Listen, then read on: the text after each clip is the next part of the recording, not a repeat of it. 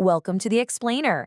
We usually take complex, mind-bending source materials and try to make them a bit more accessible. And today we are diving headfirst into the incredibly esoteric, utterly fascinating world of Philip K. Dick. Now, you probably know him as the legendary sci-fi author behind the stories that inspired movies like Blade Runner, Total Recall, and Minority Report. But we aren't looking at his fiction today. Instead, we're unpacking a deeply personal philosophical framework he developed. It's essentially a modern reinterpretation of ancient beliefs, often called PhilDickian Gnosticism. Specifically, we're going to break down its 10 core principles. Have you ever experienced a moment of just intense déjà vu? Or maybe this sudden, unsettling feeling that the world around you is somehow, off, like a glitch in the Matrix? Well, if you have, you're actually tapping into the exact sentiment that drove Philip K. Dick's entire philosophy. Is our world an illusion? Bridging our everyday human experience with his incredibly dense theory starts right here, with the sneaking suspicion that reality is absolutely not what it seems. So, to make sense of all this, here is our roadmap. We're breaking this down into 5 parts. First, the sci-fi prophet and Gnosticism. Second, the illusion of our reality. Third, our divine origins in the stars. Fourth, the logos and a secret church. And finally, the ultimate cosmic choice. All right, Section 1, Sci-Fi Prophet and Gnosticism, unpacking Philip K. Dick's visions. To really get this, we have to start by looking at Philip K. Dick not just as a master storyteller, but as a neo-Gnostic thinker. He chronicled a series of intensely profound personal visions that completely altered the trajectory of his entire life. The foundation for these 10 principles actually comes from a sprawling, highly complex text known the Exegesis. It's fascinating, actually, because you can easily compare it to Carl Jung's Red Book. Just like Jung, Dick kept this massive journal detailing his psychological and spiritual explorations, specifically focusing on some intense visions he had in February and March of 1974, which fans often just call 2374. The source material makes it clear, though, this isn't some dogmatic rulebook. It's a raw, intimate exploration meant to be processed individually by whoever reads it. According to Dick's take on second-century Gnosticism, salvation doesn't just come from blind faith. No, it comes from gnosis, which translates to special revealed knowledge. You can't just arrive at this knowledge through, say, standard scientific observation, and you can't logically deduce it either. It is a secret, hidden revelation that must be actively revealed to you. And because this knowledge is so powerful, early Gnostics, and Dick himself, believed it had to be really closely guarded. Moving on to Section 2, the illusion of our reality and its mad creator.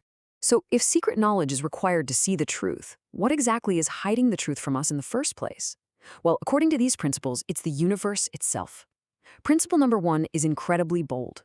Translated directly from the source, it states, the creator of this world is insane. Dick argues that the architect of our specific physical reality is fundamentally flawed, and therefore the reality built by that architect has to be fundamentally flawed too. Expanding on that with principles 1 and 3, Dick's framework argues that our world is basically just a broken mirror illusion. There's this veil of deception cast over everything just to hide the inherent corruption within it. But there is good news here. A better, perfect, true realm actually exists elsewhere. The ultimate goal, the whole reason you'd even want that secret gnosis, is to strive to bring that true, perfect realm back here to replace the illusion. At the absolute center of this PhilDickian Gnosticism is this massive cosmic dualism. On one side, you've got the demiurge. This is the dangerous magician, the insane creator who built our worlds to be a deterministic prison of gloom. But on the other side, you have the true good God, the authentic creator residing outside our flawed universe in a realm of total peace. The real tragedy of the human condition, at least according to Dick, is that we are trapped inside the demiurge's prison, completely cut off from the true good God. Which brings us to Section 3, our divine origins in the stars and awakening our true selves. Okay, if we actually belong to the true good God, how in the world did we end up stuck in the demiurge's prison? The lore gets so fascinating here. According to Principles 4 and 5, your life doesn't just span a few decades. Human lives actually stretch across thousands of years. We literally have divine origins out in the stars, and crucially, we have the capacity to remember them. So why have we forgotten? The text argues that the pain of the demiurge's world is just so overwhelming that, in our youth, we voluntarily separate ourselves from reality. We basically choose to fall asleep and embrace the illusion just to cope with the pain. And because of that voluntary amnesia, humans are split right down the middle into two identities. You have your sleeping self, that's the lower version of you, currently trapped in the illusion, completely unaware of what's going on. But you also have an authentic awakened self. This is your divine counterpart, essentially a twin that never fell into the illusion. And this higher self is constantly reaching out, extending a helping hand, trying its best to wake your sleeping self up from the nightmare. Section 4. Logos and the Secret Church. Christ and Hidden Knowledge. So how does that higher self actually get through to us? How do we wake up? In Dick's neo-Gnostic view of Christianity, which is detailed in Principle 7, the figure of Christ plays a very specific, active role. He wasn't just passively receiving knowledge, he was the bringer of revelation. He is seen as the living representation of the true good God, the Logos. But here is the massive distinction. Christ brought the knowledge you need to enter the kingdom of peace while you are still alive, not just salvation after death. By delivering this secret knowledge, he basically collapsed the wall between the perfect realm and our prison. And that mission didn't just end in antiquity. Principle 8 introduces this really cool concept of the secret church. According to the framework, a true hidden Christian church has existed continuously underground since the very beginning. Its members aren't just reading ancient scriptures, they're actively absorbing the living word of God, the Logos.